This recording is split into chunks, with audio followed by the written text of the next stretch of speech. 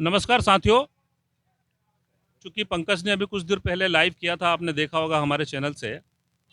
तो पंकज है, अभिषेक है और मनोज, हम चारों आज गाज़ीपुर बॉर्डर पे हैं। मेरा तो खैर आना होता है गाज़ीपुर बॉर्डर पे, लेकिन पंकज चूंकि कल आए हुए थे तो पंकज की जिज्ञासाएं थी कि मैं किसानों के बीच जाना चाहता हूं, बात करना चाहता हूं। वैसे तो आप सब लोग टेलीविज़न पे देख ही रहे हैं किसान किस तरीके से कितने लंबे समय से इस आंदोलन पे लगे हुए हैं, डटे हुए हैं। और सरकार अपनी जीत पे डटी हुई है। समय समय पे हमने कई सारे किसानों से बात करके समझने की कोशिश की है कि इस आंदोलन की दिशा और दशा क्या हो रही है, अब किस डायरेक्शन में ये आंदोलन जाने वाला है। लेकिन अभी तक तो कह सकते हैं कि कोई रास्ता अभी निकलता नज़र आ नहीं रहा हाल फिलहाल तो। अभी जिस कैंप में हम बैठे हुए हैं वहाँ भी बहुत सारे किसान हमारे पास पास आपको पीछे भी दिखाई दे रहे होंगे। हमारे बीच में संजीव जी बैठे हुए हैं। संजीव जी बागपत से आते हैं और ये भी एक लंबे समय से इस आंदोलन का हिस्सा हैं। तो थोड़ा सा संजीव जी से बात करके समझने की कोशिश करेंगे कि यह आंदोलन अब किस डायरेक्शन में जाएगा और क्या स्ट्रैटेजी रहेगी और कितना समय और लग सकता है किसान और सरकार के बीच में कोई निदान निकालने के लिए, समस्या का कोई हल निकालने के लिए। तो चलिए बात करते हैं संजीव जी से और इन्हीं से समझने की कोशिश करते हैं इस आंदोलन को। और एक महत्वपूर्ण चीज़ और अभी हमने संजीव जी से चर्चा करी है कि तमाम सारे लोग हैं जो खाप पंचायत के बारे में सुनते हैं, खाप पंचायत के बारे में पढ़ते हैं, लेकिन उनको डिटेल में खाप पंचायत के बारे में पता नहीं है कि आखिर खाप पंचायत का है क्या, खाप पंचायत किस तरीके से काम करती है, खाप पंचायत का क्या रोल है, खाप पंचायत कैसे बनाई जाती है, कितनी समाज को लेके, कितने संगठन को लेके ये बनाया जाता है। ये सब चीज़ें भी हम संजीव जी से जानेंगे। तो शुरुआत करते हैं। संजीव जी, स्वागत है आपका हमारे चैनल पगडंडी पर। सबसे पहले तो मैं आपसे जानना चाहूँगा कि आंदोलन कब से चल रहा है, ये भी पुरानी बात हो चुकी है। आंदोलन में तमाम तरीके के लोग शिरकत कर चुके हैं, ये भी हम देख चुके हैं। सरकार से 12-13 बार की आपकी लोगों की मुलाकात थी, उसका भी कोई हल निकला नहीं है। सो क्या लग रहा है, कितना लंबा और चल सकता है या कितना लंबी और लड़ाई की आप लोगों की तैयारी है?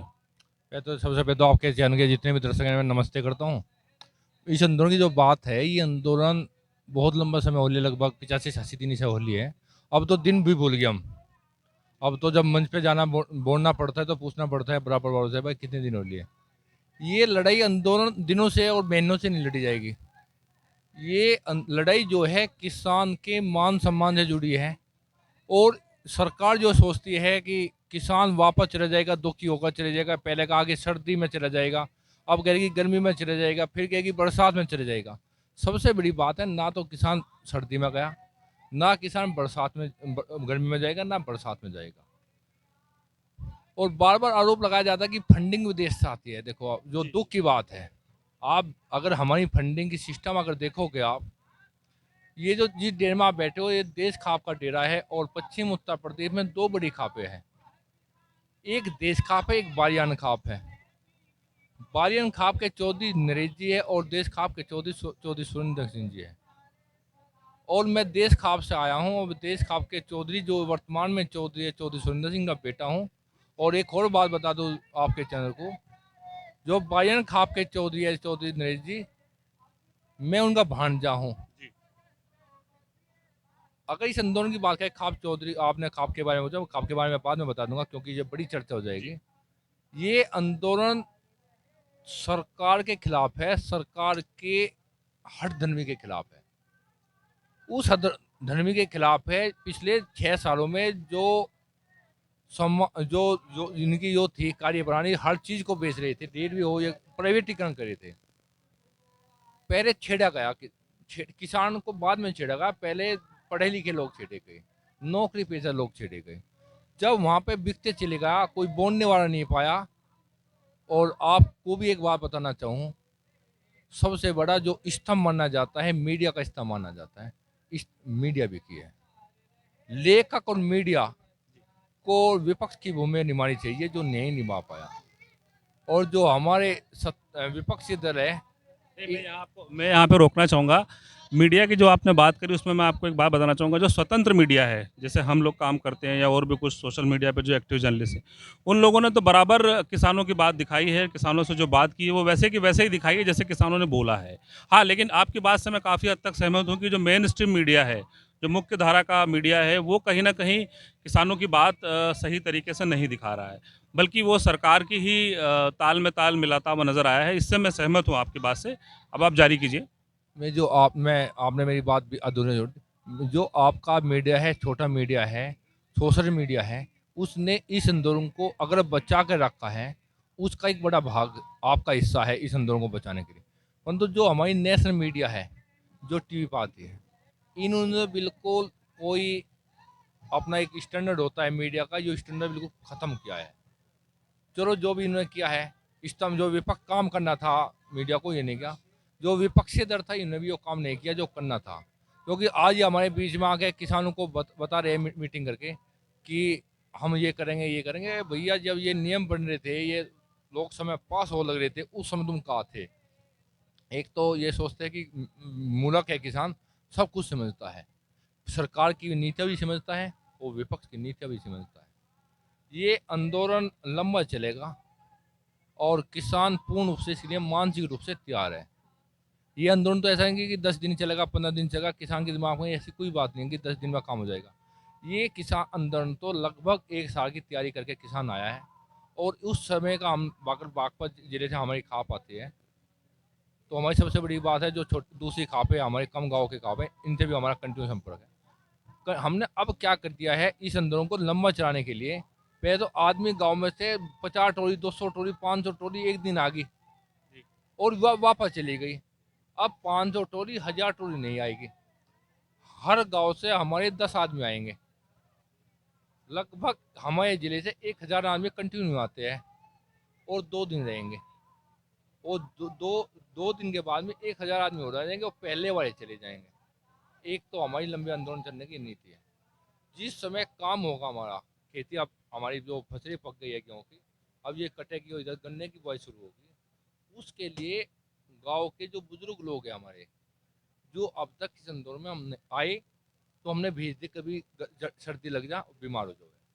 तो जो हमारे बुजुर्ग लोग हैं गांव में जो काम नहीं कर सकते, इन लोगों को, तमाम लोगों को हम अपने अपने जो स्थान है, जिस जिस जिले का जहाँ स्थान है, जिस खाप का, वह वहाँ पर ये आ जाएंगे।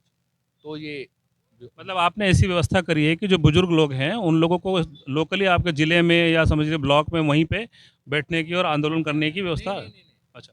तमाम बुजुर्ग लोग जो गांव के क्षेत्र के लोग हैं, तमाम लोगों को इकट्ठा करें, 1000 2000 आदमी जो भी जिले के आएंगे, जितना हमें यहाँ पे चाहिए उतने हर जिले के जो टेंट लगे, जैसा ये देश खाप का टेंट हाँ है, हाँ। यहाँ पे हमें 800 आदमी चाहिए। तो 800 आदमी की व्यवस्था ये हमारे जो बुजुर्ग है गांव में, ये ये जिम्मेदारी है। अच्छा जो अच्छा। क्योंकि नौजवान जो है, वो जब तक नौजवान हमारी खेती संभालेगा, और खेती खेती कटने के बाद में, गेहूँ की बुआई होने के बाद में, ये जो बुजुर्ग है ये वापस रहेंगे, नौजवान आना शुरू हो जाएगा। अच्छा, एक सवाल मैं आपसे और पूछना चाहूँगा। बहुत बड़ा एक रोका जो कह सकते हैं, रोक जो लगाई थी सरकार ने, मतलब बैरिकेटिंग कर दिया गया था, तार लगा दिए गए थे, कीलें गाड़ दी गई थी। इस तरफ आप खड़े थे और उस तरफ देश की सेना खड़ी हुई थी, या कहें हमारा जवान खड़ा हुआ था।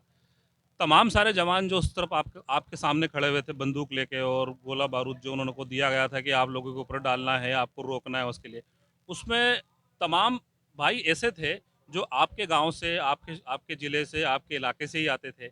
कैसा लगा? मतलब अपना ही आदमी अपने सामने खड़ा हुआ है। वो चीज़ जब आपके सामने आई तो एक किसान के रूप में आपने उसको कैसे देखा कि यार मेरा भाई आज मेरे सामने मेरा रास्ता रोके खड़ा हुआ है? ऐसा है, देखो, ड्यूटी इन्हें भी करनी है और ड्यूटी हमें भी करनी है। इन्हें तनख्वाह चाहिए और हमें अपनी किसानी बचानी, पता इन्हें भी है किसानी बचानी है। और ऐसा भी नहीं है कि गोली कैतरी चुरा देते। पुलिस वाला जो हमारे भाई खड़े हैं, गोली ये भी कैतरी चुरा थे। ये भी अपनी ड्यूटी बस हाथ में बंदूक तीन के, ये भी अपना काम निभा रहे थे। इसी तरह ये जो सरकार है, ये चाहती है कि जवान और किसान भिड़े। जो किसान संगठन की वजह से और हमारे जो पुलिस में हमारे भाई है, इनकी जिम्मेदारी थी इस लड़ाई को जो कराना चाहते थे सरकार, ये नहीं हो पाई। जैसे मैं आपको एक घटना बता दूं, वहाँ पर 28 तारीख की, जो मैं आप मेरे जीवन की बहुत बड़ी घटना है। मैं यहाँ से 28 तारीख को सुबह गाँव में गया, तो वहाँ का पुलिस वुलिस जो गड़बड़ करेगी रात को करेगी। तो मैं वहाँ से जब पता चला कि 4 साढ़े 4 बजे हम वापस चले आए, नज़दीकी है जिला हमारा। तो हम जल्दी कर लेगा, मैं गाड़ी में चला, गाड़ी में फट फट देंगे 5 लड़के बैठ गए। तो थोड़े आगे एक गाड़ी और मिली, कह कहा जा रहे मैं दिल्ली जा रहे मैं गड़बड़ हो सके आज। तो 5-7 आदमी इसमें बैठ गए, 12 आदमी हम हो गए। तो मेरे दिमाग में आया 20-25 किलोमीटर चले पीछे यार, ये चढ़ तो पड़े, वहाँ गोली भी चढ़ सके, लाठी चार्ज भी हो सके और जेल में भी गिर सके। तो भैया ये जा तो रहे ना, तो समझा दे एक बार, तो जिन्हें वापस जाना चाहते हो वापस चले जाओ। तो ये जो शब्द थे इन्होंने कहा, मैंने बताया ना भाई ऐसी ऐसी बात है, तुम जा सकते हो वापस। इनने कहा जी ऐसा नहीं है, अगर किसान का आंदोलन आज उठ गया और पता चला कि आने वाली नस्लों को कि हम गए थे रास्ते से वो वापस आ गए, तो हम अपनी आगे नजरों नहीं झुका, उनके आगे से हमें नजर नहीं मिला पाएंगे। तो इसलिए जो भी होगा जी फाइनल है, हम तैयार मानसिक रूप से तैयार होकर जा रहे हैं सब कम हो गए। तो जब हम आए यहाँ पे, और जब टिकैत साहब से बात होगी, हमने बता दिया कि गांव में से आदमी आ रहे, पंचायत होगी, सब मामला सेट हो गया यहाँ पे, कोई दिक्कत रही नहीं। तो एक हमारे बाबा जी है, शायद ये पीलीभीत के हैं, बड़ी उम्र के हैं, तो इनका लंगर लगाते हैं, ये लंगर में रहते हैं। तो मैंने इनसे कहा कि बाबा जी आंखों में इनके पानी था, और मैंने इनसे पूछा कि बाबा जी आंखों में पानी कैसे है, क्यों है बाबा जी, क्या परेशानी है। तो इन्होंने कहा कि अगर टिकैत साहब आज ना होते तो आज हमारी पगड़ी उछाली जाती, सरदार सरदार थे फिर भी। तो मैंने उन्हें एक बात बताई थी, जब तक हमारी ये पगड़ी आपके सिर पे है, अगर किसी ने आपकी पगड़ी की तरफ को आंख उठाई तो आंख निकाल लेंगे, अगर किसी ने उंगली की तो उंगली और हाथ किया तो हाथ निकाल लेंगे। तो इस सरकार ने किसान की पगड़ी तक उठाने की जो कोशिश करी है, ये किसान इसे माफ नहीं कर पाएगा, माफ नहीं, माफी से आगे की बात है। देखो नुकसान और नफा अलग चीज है। अगर पुलिस पे उठवाते, लाठी चार्ज करवाते पुलिस पे, कोई दिक्कत नहीं थी, संविधान है जो पुलिस का काम है कंट्रोल करना, पुलिस गोली चलवा देती, कोई दिक्कत नहीं, पुलिस का काम है, पुलिस ढा के जेल में भेज देती हम लोगों को, कोई दिक्कत नहीं थी, काम है। परंतु पुलिस पीछे लेगी, आगे 200-400 गुंडे रहेंगे एक विशेष संगठन के, और ये हमारे किसान बिरादरी के जो सरदार लोग बैठे थे, और ये इन्हें खालिस्तानी बताएंगे, और इस बिरादरी को खालिस्तानी बताएंगे ये, जिस बिरादरी ने देश में तिरंगा लाने के लिए और तिरंगा को थामने के लिए, इस देश में तिरंगा हमारा ऊंचा रहे, कितने इन्होंने अपने बच्चे बॉर्डर पर गंवाए हैं, और आज़ादी के समय कितने योद्धा इन्होंने फांसी चढ़ाए हैं। और इस बिरादरी को ये संघ के लोग जो आज तक के इतिहास में ये पूरे 5 आदमी के नाम नहीं बता सकते संघ से जुड़े हुए, जो कभी देश की आज़ादी में शहीद हुए हो, या काला पानी की सजा हुई हो, या देश के बॉर्डर पे शहीद हुए हो। और ये उस बिरादरी को खालिस्तानी पाकिस्तानी टुकड़े टुकड़े गए बताएंगे, तो किसान का अपमान तो क्या है। जो सबसे ज़्यादा अनाज, जब लाल बहादुर शास्त्री जी ने कहा कि इस देश में अनाज की कमियां हैं, और उसी बिरादरी ने सबसे ज़्यादा अनाज पैदा कर कर देश को निर्भर बनाया था, नहीं तो 2-3 महीना का इस देश में अनाज होता था। और जो ज़मीनें कहीं नहीं चल पा रही थी, सब खत्म थी, उसी बिरादरी ने इस ज़मीन को चालू किया था। पूरे वर्ल्ड में अगर बात करेंगे एग्रीकल्चर पे जो कब्जा है, एग्रीकल्चर को जो बोलते हैं इसी बिरादरी के लोग बोलते हैं, जिन्हें खालिस्तानी कहते हैं। पता नहीं कहाँ की बुद्धि काम कर रही सरकार, क्या नहीं, चाहती इसमें एक्चुअली क्या है, आप पिछले भी कई आंदोलन अगर हम देखें, जैसे सीए एनआरसी का आंदोलन हुआ था, उसके बाद बीच में एक किसान आंदोलन और हुआ था जो थोड़े समय के लिए हुआ था, और पीछे चले हम लोग जो आंदोलन इस सरकार के कार्यकाल में हुए हैं, तो कहीं ना कहीं इतना लंबा अगर कोई आंदोलन चला है तो वो ये वाला हमें चलता हुआ दिख रहा है। तो लग रहा है आपको कि इसको लंबा चला के और लंबा खींच के कुछ रास्ता निकलने की संभावना है, क्योंकि अगर 90 दिन के आसपास होने आए हैं, सरकार ने अभी तक कोई सुलह की या कोई इस तरीके की नरमी नहीं दिखाई है, तो कैसे मतलब इसको आप अगर लंबा चलाएंगे तो सरकार मान जाएगी। सरकार तो देखिए बिल्कुल अड़ी हुई है, वो तो कानून लेने के लिए साफ मना कर रहे हैं कि साहब अब ये वापस नहीं हो सकता, इसमें संशोधन हो सकता है। तो आखिर आज 90 दिन के आसपास हो गया है, इतने लोग आपने बताया ऐसी व्यवस्था के तहत यहाँ आएंगे जाएंगे, सब चलता रहेगा, तो कोई एक रास्ता बीच का निकले, कुछ कुछ समाधान हो, उस तरीके उस डायरेक्शन में अगर जाएं तो ज़्यादा बेहतर नहीं होगा, बजाय आप यहाँ बैठे हैं वो वहाँ अड़े हुए हैं इस पे। ऐसा है जी, सरकार डर नहीं रही, सरकार वापस नहीं लेना चाहती, वापस भी लेना चाह रही, और सरकार डरी भी इतनी है। जैसे मैं आपको एक घटना बताऊंगा, कुछ लोगों के पास गए, ये मान लो कि ये मैंने आंखों से देखा है और कानों से सुना है, नाम नहीं लगाऊंगा क्योंकि सबके मान सम्मान की बात है। जी।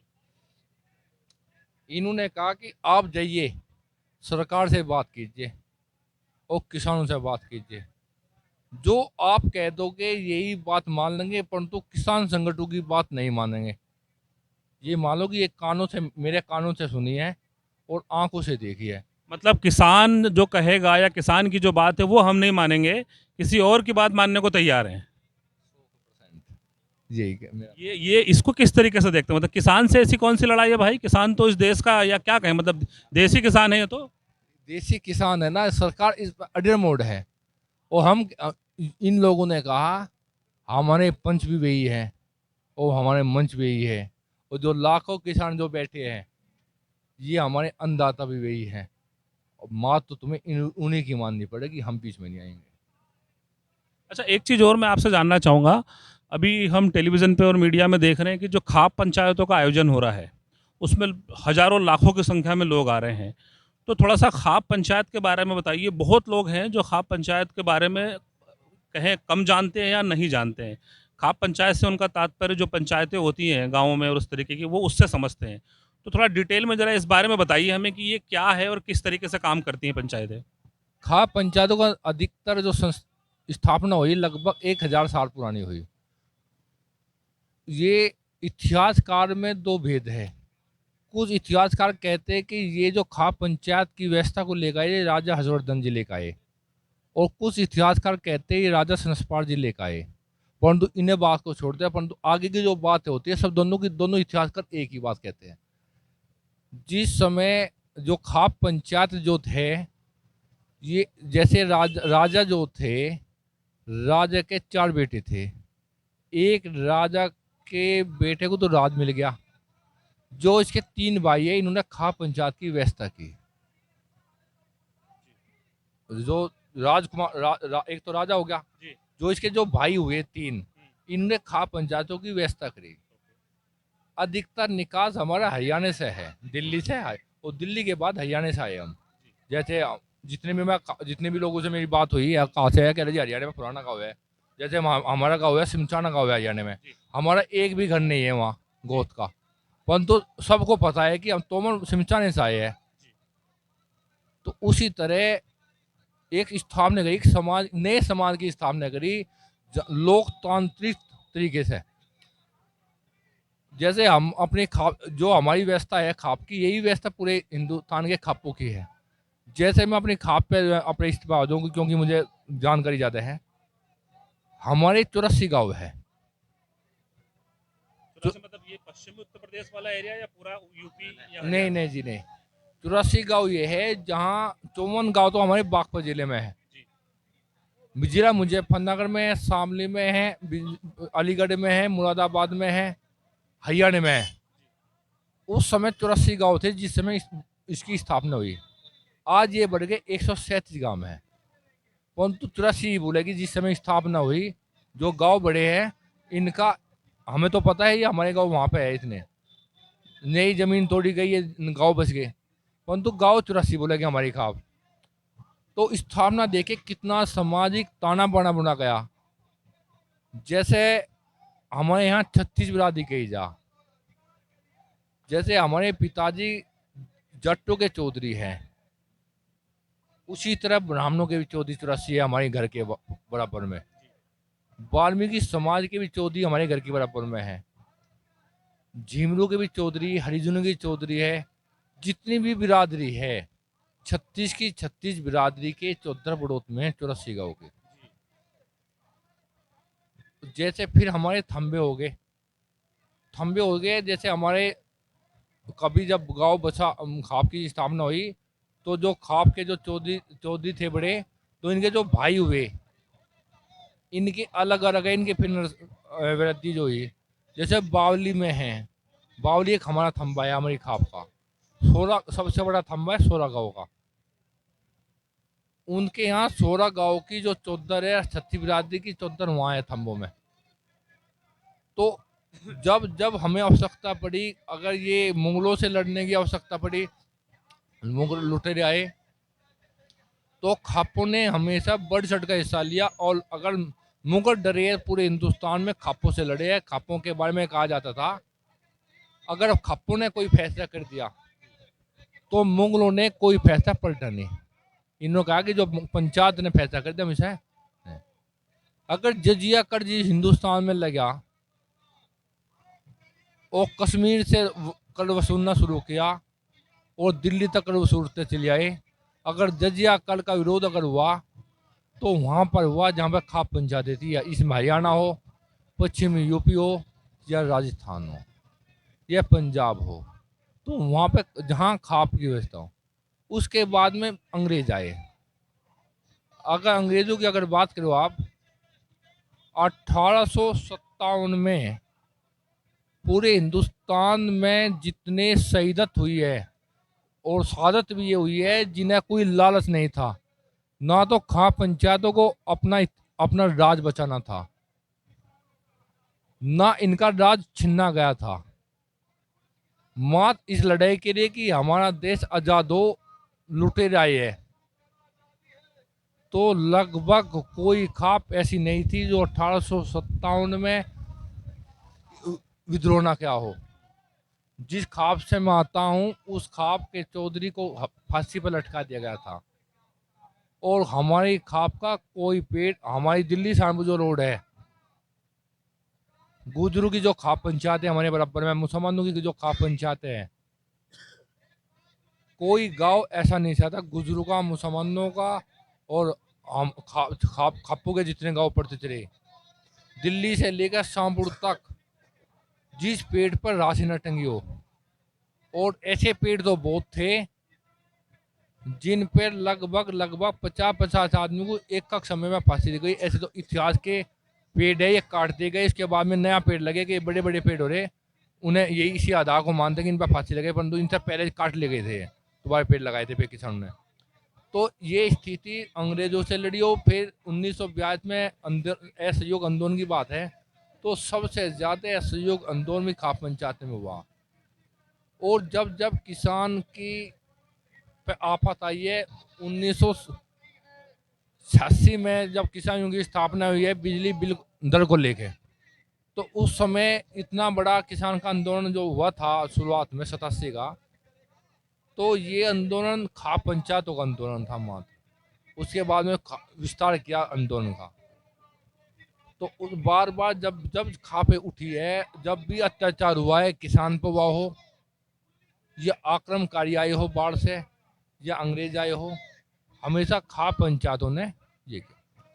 अभी हाँ, उसके बाद में जो शिक्षा के क्षेत्र में जो क्रांति आई, जो कहते हैं कि खाप पंचायतें फैसले उग चुक रहे।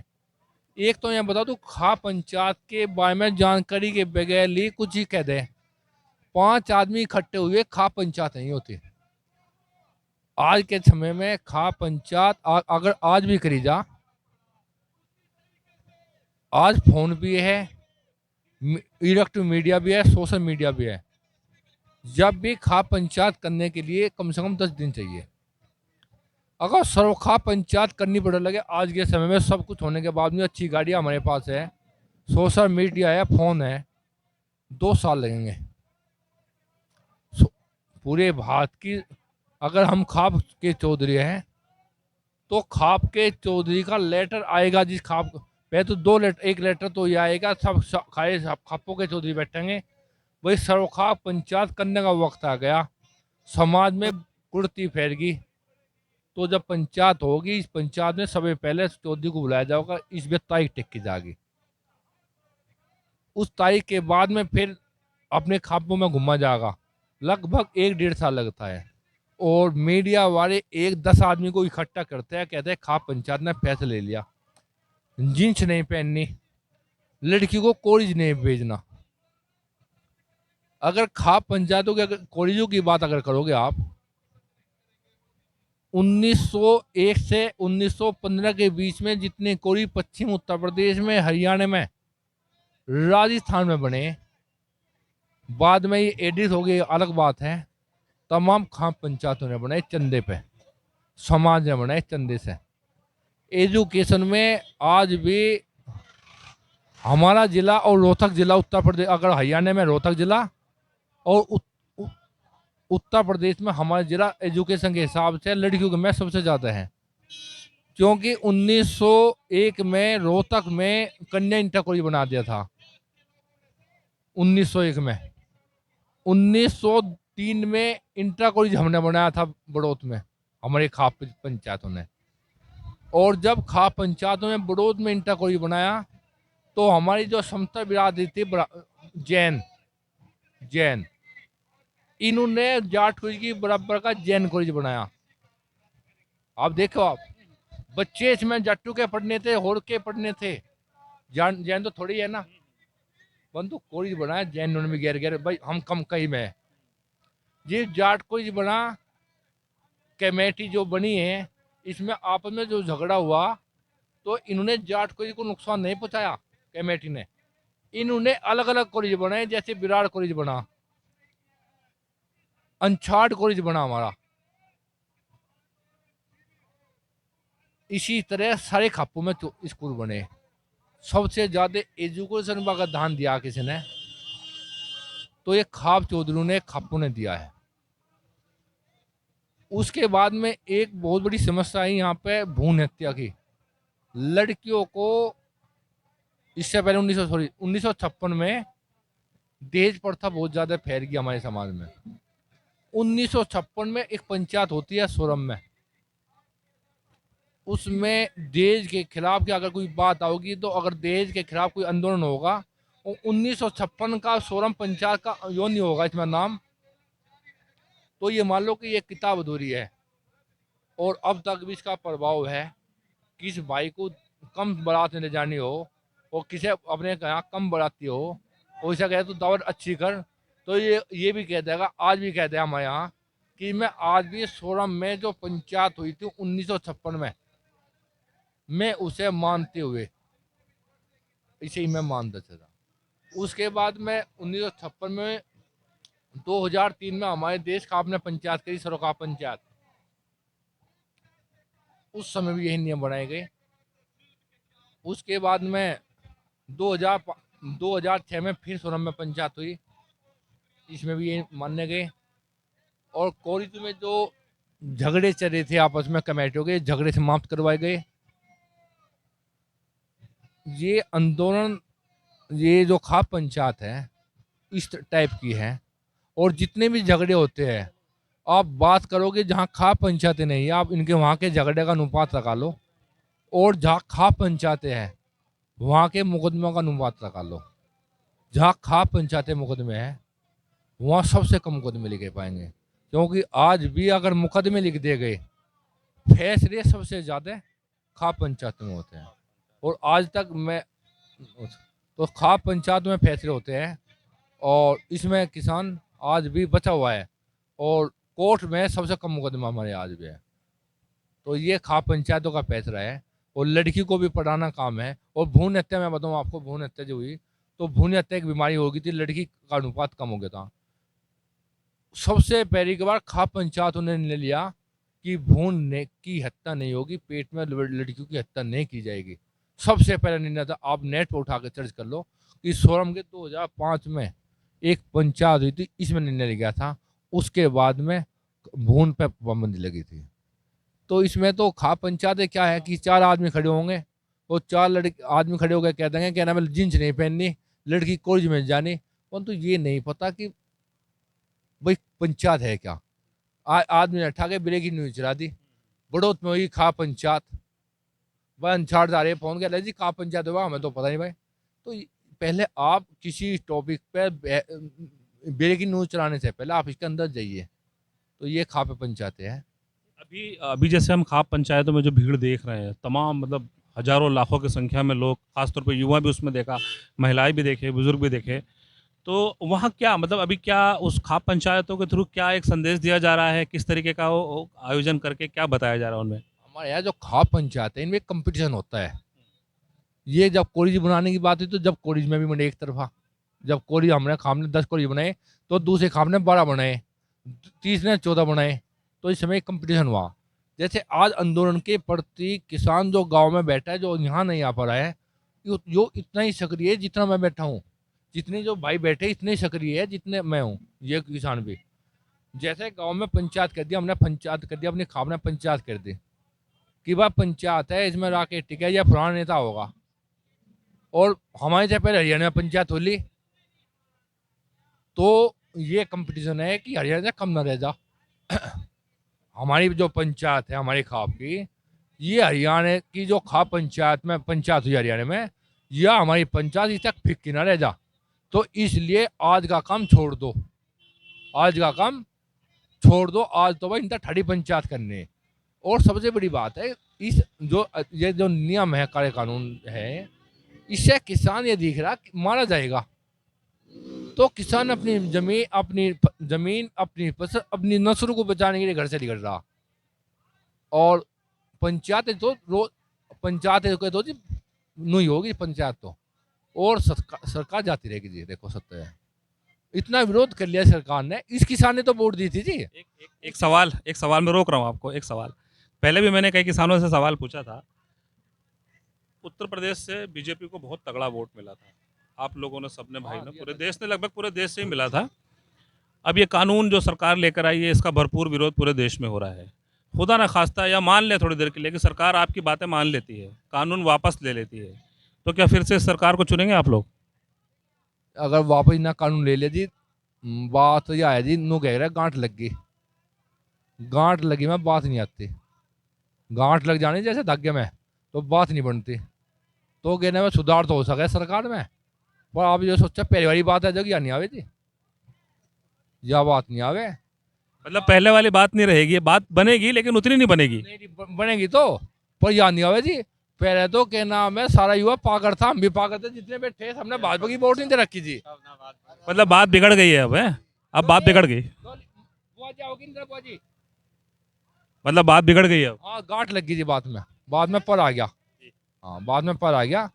अगर बात मान मिली, बात बनेगी गई, तो गांठ पर आ गया जी बात में।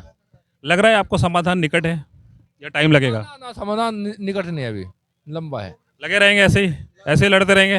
लड़ाई लंबी है लड़ाई। और तैयारी भी आप लोगों की पूरी है? अजी हम तो ऐसे बुड्ढो के होंगे, हमारे बाबा रहे 90 के 95 साल की हो रही है।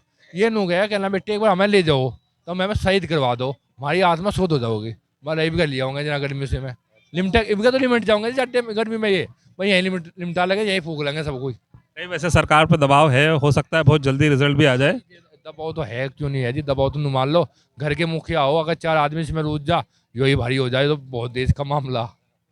चलिए, तो साथियों, देखा, ये संजीव जी थे हमारे साथ बागपत से, जिन्होंने तमाम सारी जानकारियां हमें दी, खाप पंचायत के बारे में विस्तार से बताया। तो उम्मीद यही है कि जल्दी कुछ ना कुछ हल निकल आएगा। आप सभी लोगों का हमसे बात करने के लिए बहुत बहुत धन्यवाद। Thank you.